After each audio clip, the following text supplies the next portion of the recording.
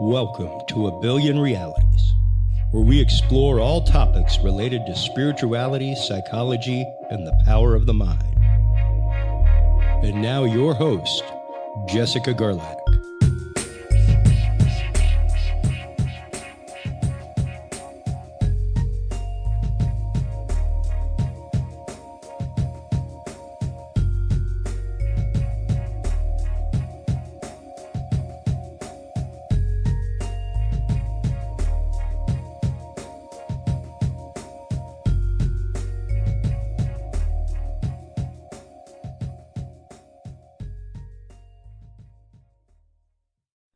PodcastCadet.com provides a one-on-one private consultation for anyone, whether you are just starting or already have a podcast that you want to take to the next level. They have the professionals to help you. Visit PodcastCadet.com today and use the code REALITY20 to save 20% off your entire purchase. I've personally used this service, and I can assure you, you will not be disappointed. Today on the show, we have a very special guest who is not only the owner and founder of SCS Entertainment, but a horror film writer, director, producer, and editor who has recently taken on a new project based on one of Stephen King's short stories called The Woman in the Room. Welcome to the show, Dustin Ferguson. Thank you so much for having me. I really appreciate it. Thank you for joining us today. And where are you calling in from? I live just south of Los Angeles, actually. Beautiful. I bet the weather's still amazing. Oh, yeah. Well, we're finally in that point where it's not scorching hot, and so we're just normal hot now because it's the fall. Perfect. That's great. So I saw in my research that you actually grew up in Nebraska. So what was that like? Oh, God. Do tell. I mean, you know, it's, as you can probably imagine, it's in the Midwest. It's the Bible Belt. It's very conservative and old-fashioned, and it's my roots, you know, like I grew up in that, and, you know, it's part of me, like the closeness of the community and all of that. But as I grew, you know, and became a filmmaker, it's not something that you can really achieve a lot of goals doing there because there's just not a lot of opportunity. It's not really where the market is. And a lot of people there just don't quite understand the process or anything about it. So after I'd done 50 movies there, I decided it was time to come to LA. Good for you. But that's amazing. It's beautiful that you do have that connection. I grew up in a small town outside of New York City, like about 2 hours northwest. So I kind of feel what you mean, you know, like it was nice to grow up there, but at some point it's like, well, the opportunities are just too limited. And sometimes even the mentality in certain ways, like for the things that you want to do. Yeah, so I totally get that. Yeah, and it's sad, you know, because you have to, when you're coming across, and you know, I mean, you moved really far away from home, that you got to give a lot up to follow your dreams, but I mean, that's what dedication is. You're absolutely spot on. So have you always been drawn to horror films, and what is it that draws you to that genre? Yeah, I was my whole life. The earliest memories I have are watching Night of the Living Dead and Alice, Sweet Alice with my parents, and Day of the Triplets, because they had like a little collection in a shoebox of horror movies on tape, and they were big into, like, you know, B horror and everything. And so I grew up watching a lot of that and started collecting them, and got some local notoriety for my collection of horror films, and then eventually opened a video store that specialized in horror and sci-fi and exploitation. And along the way, I started making films, and it kind of just grew into what it is now. That is a really awesome story. I didn't know that part of your story. That's really cool. And when did you first realize that you wanted to be a filmmaker? It was really young, actually. I wrote my first script in 5th grade. It was like 2 pages, and it was for a Child's Play 4. So. Oh, wow.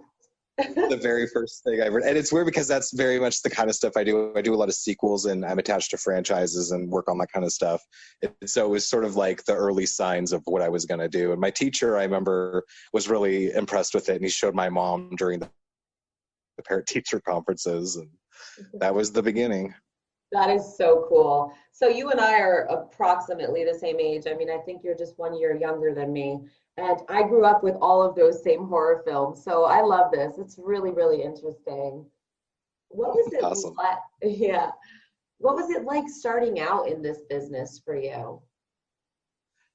Tough, as I think it is for anybody, and depending on where you are, you can have totally different situations and circumstances. And being from the Midwest, it was, I think, sort of an uphill battle because I was leaving the status quo that was known there, of, raising a family, the white picket fence, all of that. And, I'm gay. And so that already was sort of like a strike against me there as the black sheep. And then I started making these. Yeah. Yeah, and then I started, making these weird horror movies. And so it was just sort of like, I found my niche, like my clique of people that were really helping me out at the time. And a lot of them I'm still in contact with and fly out here to help me with projects now and stuff. So that's really cool. But definitely it was a struggle to make it a living. Like I had to work, a job and then have a business and then do the films. And it was just this vicious cycle of not getting anywhere. And it really took investing everything I had into it to make it real, coming out here. Wow, you've come so far. That's incredible. You really had the ambition. It's not easy, When did you actually start experimenting in the filmmaking process? How old were you? Okay, let me think back. I was 23 or 24 because, well, I mean, I'd always done like home movies. Whenever we would go on vacations or I traveled, I was known for like filming it and editing really fun, with music and stuff, like things for everyone to watch. And I didn't realize then that was, I guess, sort of the beginning of it. And then I started fan editing actually in the early 2000s, which was really popular on the internet with Star Wars fans, where they would take like the movies and recut them to be their preferred versions. So I would take horror films and put deleted scenes back in them and, make like extended, uncut, unrated versions that didn't exist yet. So I had done over 100 of those that I released on the internet for free and actually developed a fan base that way. And so John Kleiza from Australia was a fan, and he had the rights to the Sleepaway Camp sequel part 4 that had never been finished. And so he actually hired me because of that to edit that, and that's sort of how I broke into the business. And then I picked up the camera, made a short film, and then 2 years later he funded or helped fund my first movie. You are fascinating. That's so cool. Really amazing journey that you've had. So that brings me to my next question. Can you tell us about your most recent project on Stephen King's short story, The Woman in the Room? Yeah. So, and I explained a little to you before, back in the 80s, he had developed a program for film students as a means of obtaining the rights, temporary rights to one of his short films from like a list that he would provide. Really cheap so that you could essentially make the film, release it to film festivals and sort of get discovered that way. It would help out your career. It was his way of giving to the independent film community. And like Frank Darabont and a few other directors launched their career doing that actually through this program. And, for a couple decades, it sort of, fizzled out. Like not a lot of people were doing it anymore and times have changed and there's other ways to get exposure now.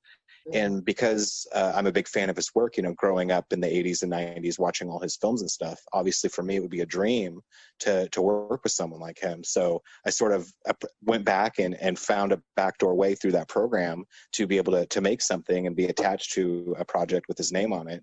And although I can't distribute it, it's something that can still be seen in festivals and potentially launch my career even bigger than it is now.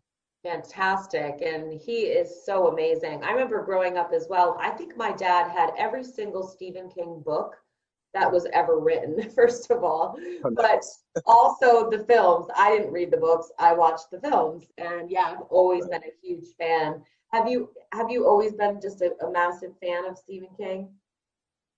Yeah, those were his heyday, I feel like, was like sort of the late 80s, early 90s. Like everything was being adapted by him. There was the TV movies and all the classics, of course, Creep Show and all of that. And so it's very much a part of what I love about horror. Like when I think about those times and the cozy, warm feeling that they gave me, I think of those types of movies.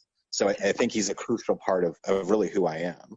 That's incredible. I can definitely relate, but yeah, your journey is so closely tied to, Stephen King. So what do you feel it takes to be a filmmaker? Definitely the ambition and drive. That's really all it takes. Like you can develop your talents. Everybody has talents, they just don't know how to utilize them properly sometimes, and it takes practice and experimenting. And so I think that anybody can really be a success in what they want to achieve if they just put in the work. And it's not something, especially in this industry, because I said this before, it's a very cutthroat. Everybody knows that. It's a desirable industry that everybody wants to be a part of.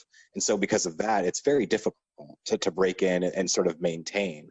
And the only way to do that is just really hard work and dedication. Like it took me, I'd done, like I told you, 50 films in Nebraska before most people knew who I was. And I came out here. And since then, I've done another 50 films just to even get to where I'm at today talking to you.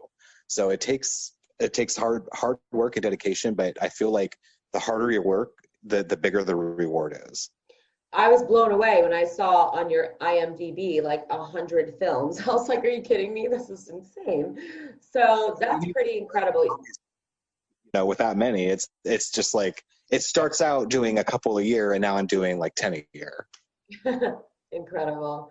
I mean, you have to really be passionate too about your art, in order to be that persistent. So that's definitely. And I think that that's what it is to me. It is art, and I've told this story before that I used to sell. I didn't even want to release my films initially. The first few movies I released or that I made, I only made them for my own viewing pleasure, because I felt that there weren't enough horror movies that were like they used to be. Like that something had changed after Scream in the late 90s, where the approach was totally different to cinema, and something was sort of lost. And I was very disappointed in that. And so I felt that I sort of had to go back and make films in a type of manner in which that they were made, just so that I could enjoy them. And after several people saw them was when I really was encouraged to actually release them, but I was selling them out of the trunk of my car. And so it was something that to me, like literally out of the trunk in the front of the movie theater, at our private screening. Oh my God. Because it just was art. It was just something that I was making to be happy. And it just grew into this throughout, selling them and getting them out there, and more people telling me I should show them. And I think that that's people that approach it to be rich and famous are the ones that they might hit something, but ultimately they won't last because they don't have the passion. And that's really what it takes. I fully agree with you. And I think that you're so spot on as well with the way that horror films have changed on a mass level, of course. But yeah, they had a different vibe when we were kids, Well, because it was a different time. Like, humanity hasn't even evolved to the point where they're at now with technology. So the way we saw the world was very different. And so horror films kind of worked on a different level then than they do now. And, the way that people are brought up now with their surroundings, they just have to be different for people to even watch them, which is kind of sad. It is. Times have definitely changed. Yeah. Can you tell us about some of your biggest trials and tribulations during your career, and how did you get through them? Well, doing low budget horror, it attracts all types. And so I've got a lot of fans that have had my back for years. I still have some of the same supporters I've had since year one that, are on my social media and supported me. And that's always kept me going. But with that too, I've developed haters, people that don't like what I do or don't like my methods, or they're jealous or whatever, or people I've worked with that don't work anymore. And I feel like that's really, and it's sort of an unspoken thing, I think, in this industry, that like it's one of the most difficult aspects because it really affects you personally. Like when people won't admit it, but you see your reviews, like I see what people say about my movies and what most people think about them and the opinions and stuff. And I'm a human being with emotions. Mm-hmm. And so it can hurt my feelings and it can be discouraging. And I think that throughout time, there's been certain projects that has happened with that has really brought me down and made me consider giving up films. And I think that those are the times when I had to be the strongest and keep pushing forward. because I eventually realized that every time it just makes me stronger, and every time I just become a better filmmaker, and I, go up the next level in filmmaking, and it's all part of it. It's something that everyone has to face. I think that it sort of comes with it. It's like the double-edged sword.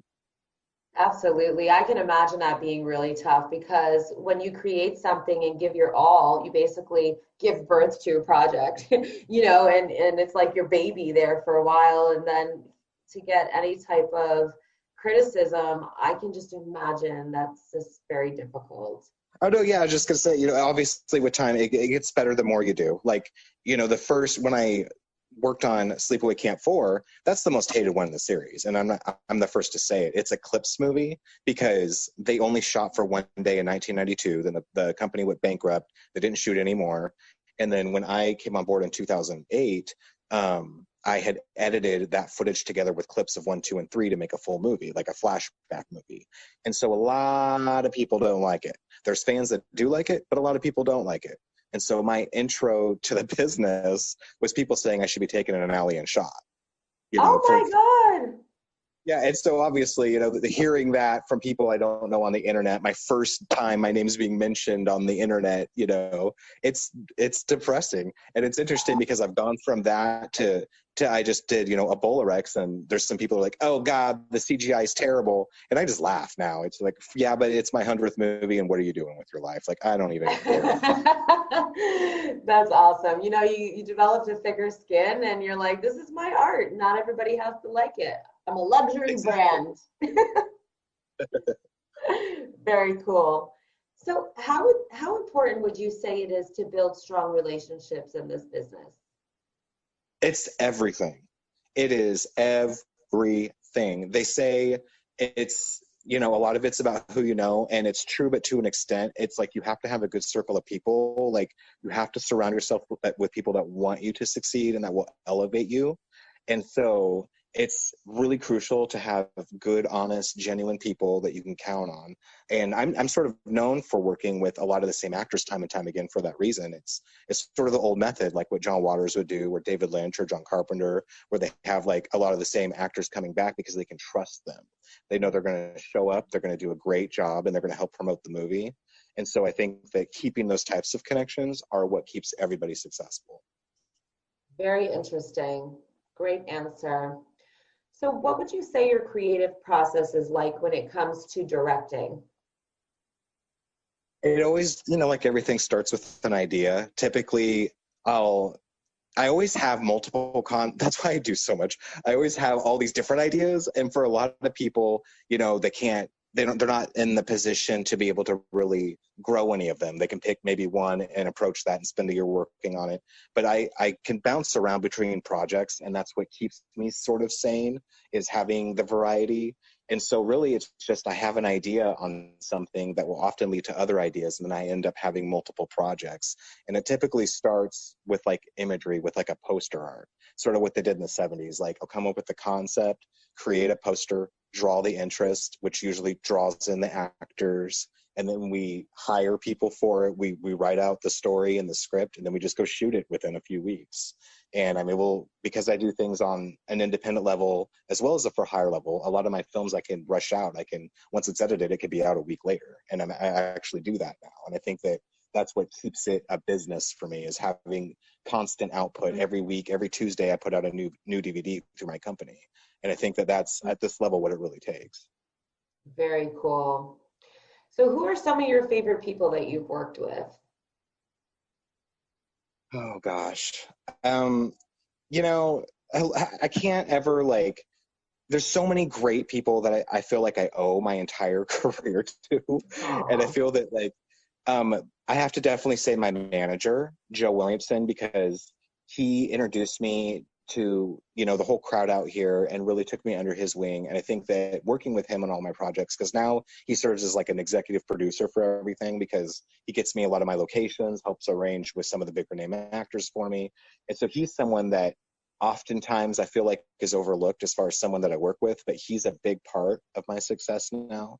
Oh. And I think that there's all the other people too, like Brink Stevens. I love her to death. And she's been in I don't even know, like 15 of my movies now. Like since I've come Wow. out here, she's been in a lot of my movies now. And so there's a lot of people, you know, like that. And the people that have always been there, like Donna Lee Heising and Sherry Davis, and you know, there's just about 100 I could name. All my regulars are definitely the people that I feel like I value the most that I've worked with. I love that you have regulars. That's so cool. Well, yeah, and it's definitely important if you're going to do this much, because I can't, and it's frustrating because like when I did, you know, I announced Amityville or like the Stephen King project, you know, I get hundreds of people that want to audition for me that are messaging me all day and emailing me and everything. And it's sad because a lot of them just may not get a chance because I'm doing almost a movie a month. I don't have time for the entire audition process and rehearsals and 5 different versions of the script and all of that. It's like boom, boom, boom for me. And so I'll occasionally 1 or 2 people will work themselves into our clique, you know, like every couple months, and we grow it that way. But overall, I don't have a lot of time, I feel like, to go through the normal process that a lot of other filmmakers do. Absolutely, and it is quite the process. I mean, it takes time to go through so many people and cast everybody. So I don't know. I love that you have regulars. I think it's really cool. It's cool that you sneak in 1 or 2 people here and there too. That's great. Well, and it's definitely, because for me, it's about support. Like I said, everybody has to elevate each other. And usually everybody sort of starts out as a supporter that's ended up in the clique. It's people that I've met through Facebook that have liked my posts a lot and start talking to me through comments that I develop like a Facebook friendship with, because again, it's about trust in this business. And there's been people throughout the years I've let in that were toxic. And so I have to be careful. And so that's sort of my process now, is really getting to know and trust people that way before I just let them come over and be in our movies. And so it happens, you know, like I said, about every month or 2, we'll let 1 or 2 new people in and try them out. And everybody starts out in a small part. And if they do great and we love them, they come back and suddenly they're in all our movies. That's cool. So they show a certain level of loyalty and trust, and then you're like, okay, I think my instincts are telling me you're going to be good. Yeah, well, exactly. Because I mean, actions do speak louder than words. And if they're showing, you know, because I post a lot. I post 4 or 5 times a day, every freaking day, because I've got so much going on. And there's people that like every post. And I notice that. Yeah. You know, and it's like, those are the people that do care enough to make an effort to do that. So of course I'm going to, you know, show them priority. It's like, hey, you've made this effort to really show your support, and I've noticed, and that really means a lot to me. I totally want you to come, you know, play with us, you know, come be in this movie, like hang out. So that's, I mean, it's just a natural thing. It says a lot about you though. It's really nice. Do you have any other directors that you really respect or admire, and why?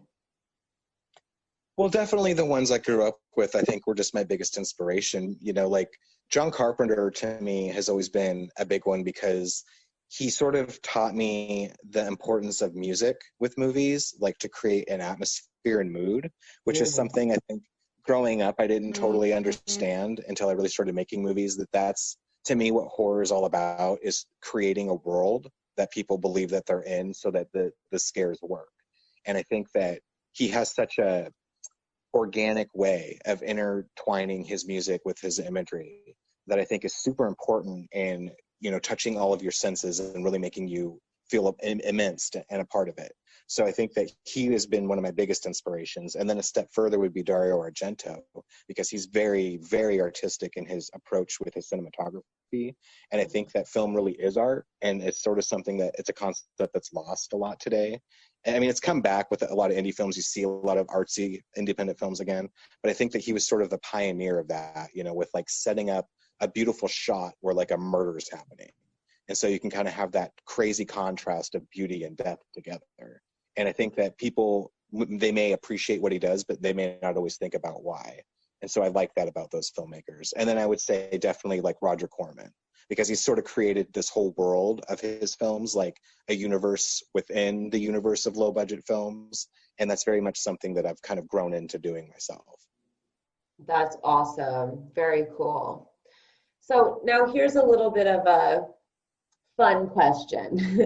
Do you have any disaster stories on set that you want to share with us? Disaster stories on set. Well, we've got definitely some interesting. Okay, so with the first Me Hook Massacre, that was a work for hire movie, and it was designed to be like a straight to video shot on VHS, 80s style Texas Chainsaw Massacre. And so we had a scene in the movie that it was my old house, and we completely ruined the living room. Like, we put bones and feathers and, blood and guts all over the place to try and make it like the kill room that the victim falls in before she's attacked. And so the guy that played the killer, Bubba, he actually worked at a real slaughterhouse, and he was like, hey, I can probably get you like a pig's head, for like, that, we would normally like throw away if you want to, have it in the scene and make it real gross or whatever. And I was like, if you think so, I'll come pick it up, whatever. Yeah, we'll do it, whatever.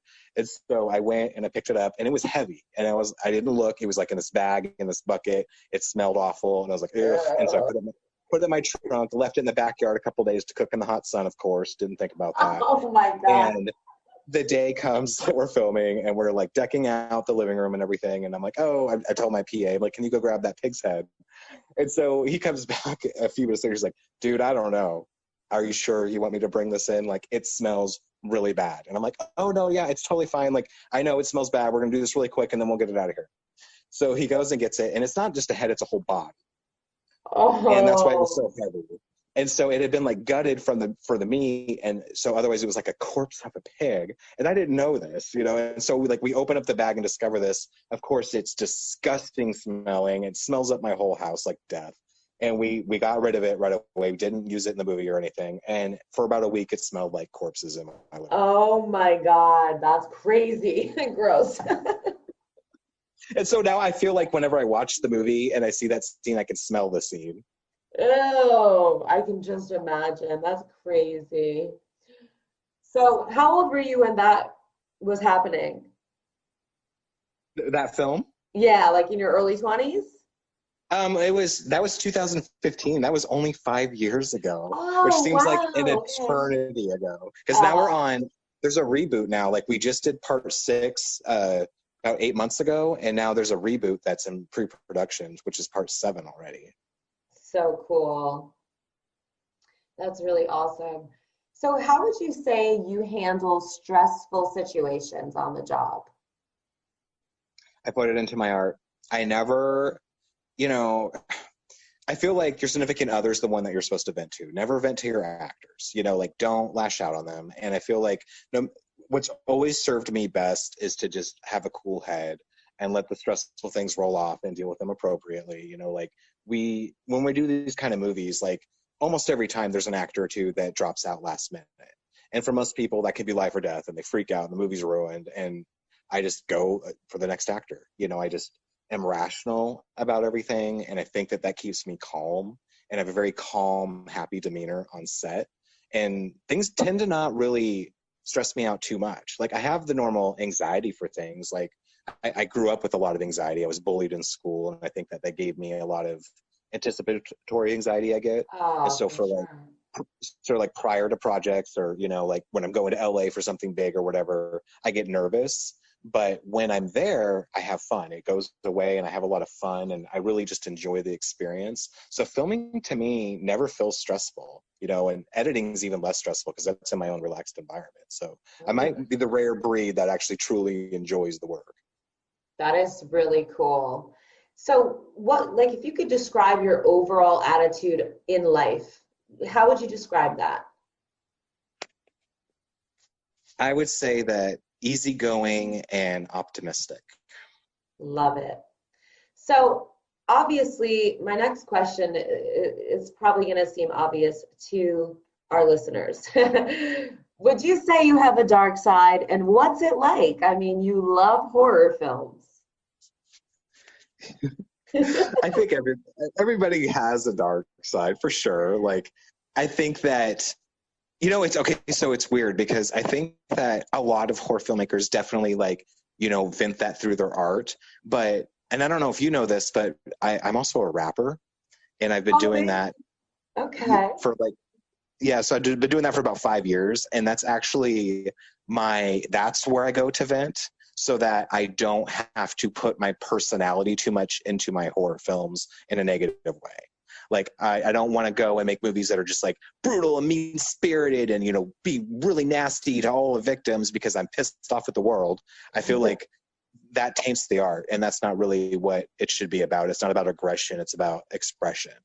And so I think that rap music is very much catered towards aggression. It's what it is. I mean, you speak about the hardships in life and what pisses you off, and you rap about it. And so I have that as sort of my escape to do that. So then my horror films can stay sort of like pure and what I really want to convey.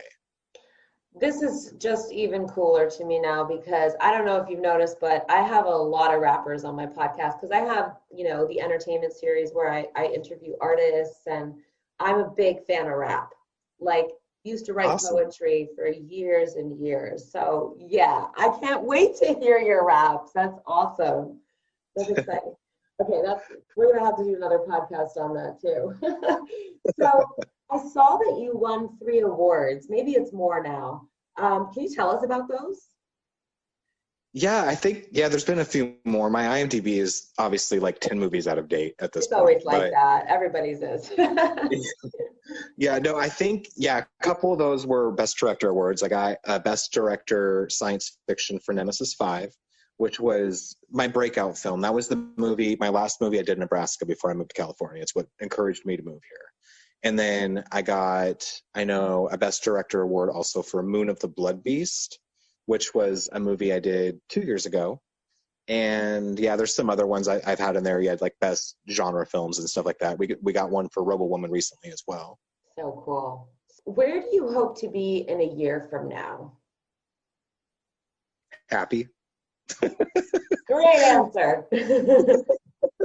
I think we're always trying to achieve that achievable. You know, it's like I want to feel happy and secure in life, and I do more and more every day. You know, that makes me feel that way. And so I think right now, looking into buying my first place with my partner. We've never owned a house before, so we're doing that process. So I think that in a year from now, I would like to have my own cozy place that's my real home. I want to have a boat. I want to have a more relaxed life where I'm not doing a million movies a year. You know, I want to, because really for now, because it's my means of income. And so it's sort of like having to do a movie a month is my job so that I can pay my bills. And I want to get to a point where I could maybe just do 1 or 2 movies a year, you know, and make a lot more money on the films, so then I can have more downtime and I'm not just stressed 24/7. So hopefully in a year, that's where I'll be, I hope.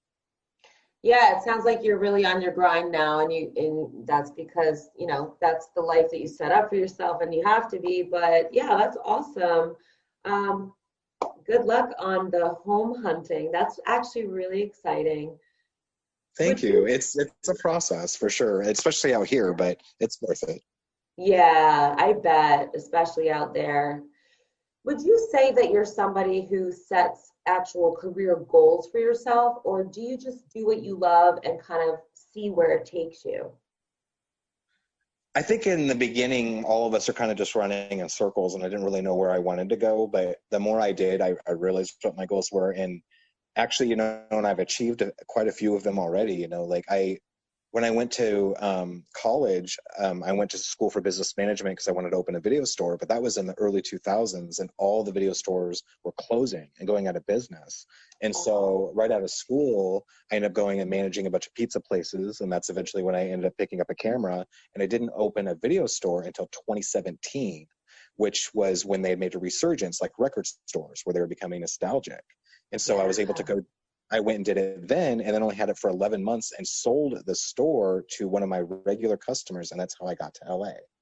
And so I think that goals are super important because I had set that goal, and that ultimately was what paid off to get me here, which was another goal, getting to LA and succeeding as a filmmaker. And so I feel like my biggest goals, I thought were my biggest goals in my life, I've actually already achieved. And so now I've set new goals for myself because I think that that's what life is about growing. And you can only recognize your growth when you've hit certain milestones. So I think that goals are very important, and especially to stick with them. And I think that's what humanity is about evolution. And that's the only way we can evolve. I couldn't agree more. Great answer. I love that. Would you say you're on somewhat of a spiritual journey in some type of way? I think in a way to find myself, yes. Like I'm not religious at all. I'm rather opposed to organized religion, and Right. I actually was as a teenager in early 20s very into Satanism, the LaVeyan Satanism, and now I'm more about individuality and what works for you as a person to be happy in life. And so I think that you can call it a spiritual journey, because it is about, I think, finding yourself is spiritual, but that's more what it is for me. It's about getting to the place where I have peace with myself, because I feel like I've never been fully satisfied with life, because I had a rough upbringing, and then now it's been an uphill battle with the career. You know, I've had to do a lot more than the average person in this business to get to where I am. And so I think that it really has been a journey in every sense. Very cool. Love it. What kind of advice would you give to someone who is following a similar path in filmmaking, who's just starting out? I guess kind of like I said before, is just don't give up, because the only thing that will stop you is stopping. Like if you keep doing it, you, like anything in life, will get better. You will learn your way to make yourself better at it. And so as discouraging as it can be at times when people are ripping you to shreds or nobody will help you out on your project, and it seems like everybody's bailing, find a way to do it, because that's the key to being a success, is actually following through. And so as long as you do that every time, you will eventually be where you want to be and be happy. Definitely. I'm so curious about this. I was going to ask you this earlier and I forgot, but before I forget again, what was the transition like for you going from Nebraska to the Los Angeles area? And what did that mean for your expansion of your contacts?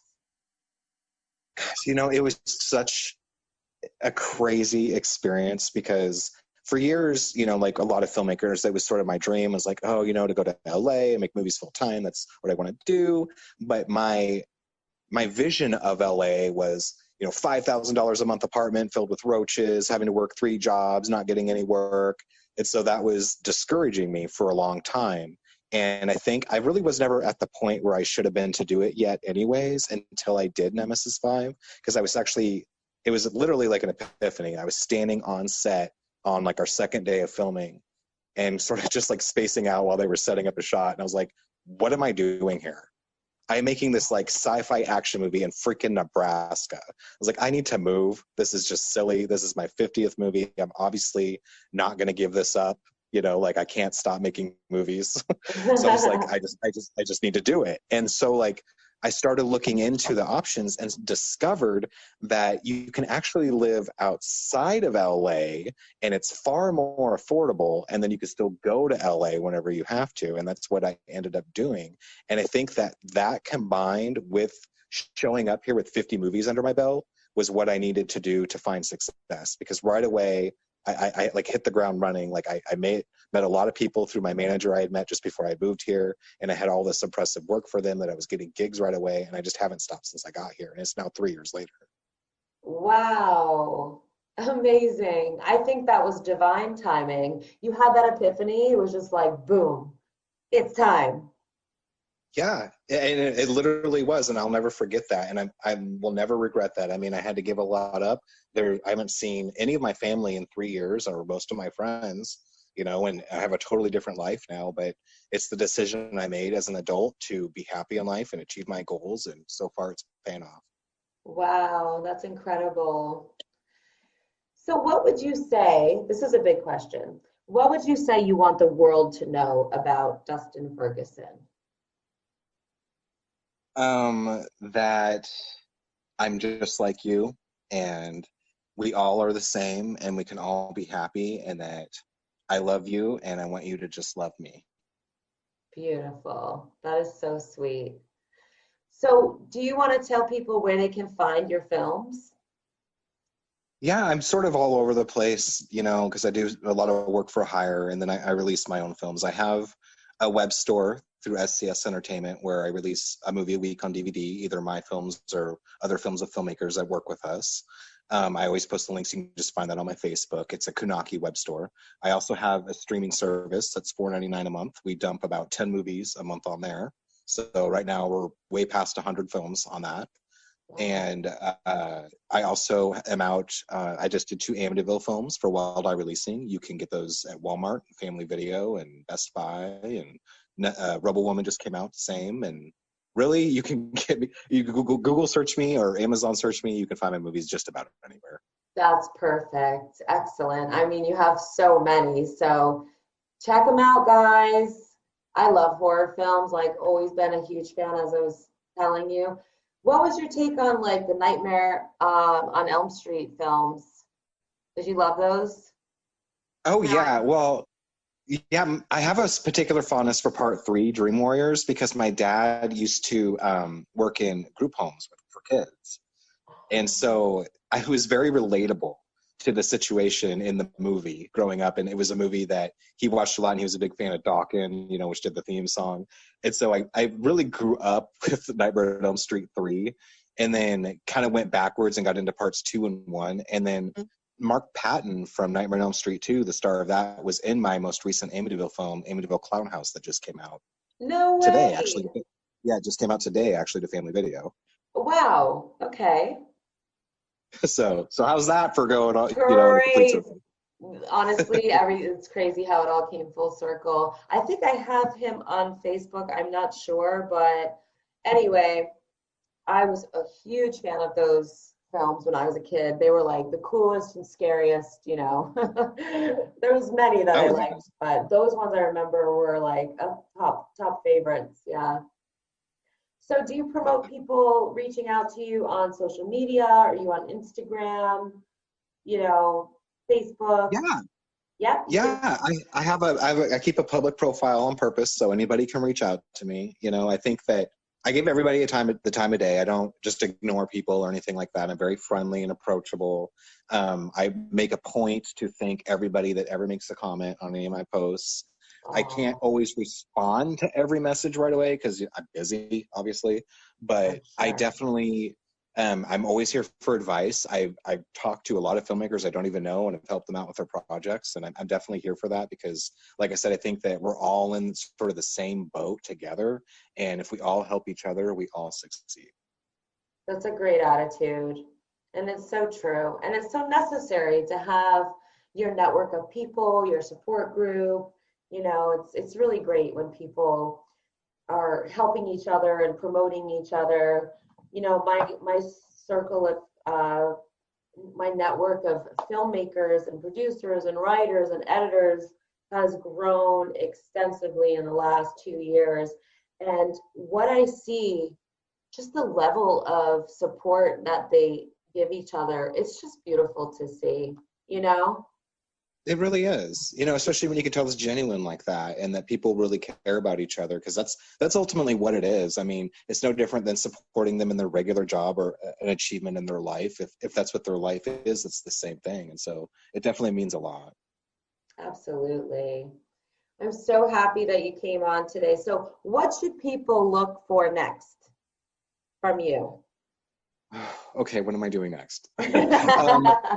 Okay, so we actually, in like a couple weeks, start shooting the third and final Amityville installment. It's called Amityville in the Hood, which is going to be a ton of fun because it's like Tales from the Hood and like the 90s kind of hood horror movies. I've always wanted to make a movie like that, so I'm really excited. So there's that.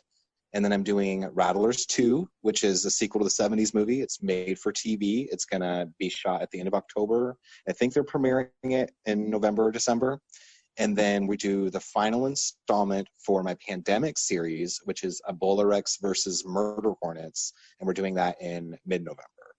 That's crazy. You are so on the go. I saw all of that, by the way, and I was like, that is so cool. Very, very interesting. Well, thank you so much for being on today. Guys, thank you for having me. Yeah, you're so welcome. It's been a pleasure. Everybody, definitely check out Dustin Ferguson. Dustin, we're going to check back in with you about the wrapping for sure. I'm so excited for all that you have coming up. And yeah, we will definitely be in touch. Thank you again. Thank you. Thank you. Take care. Take care, everyone. Bye.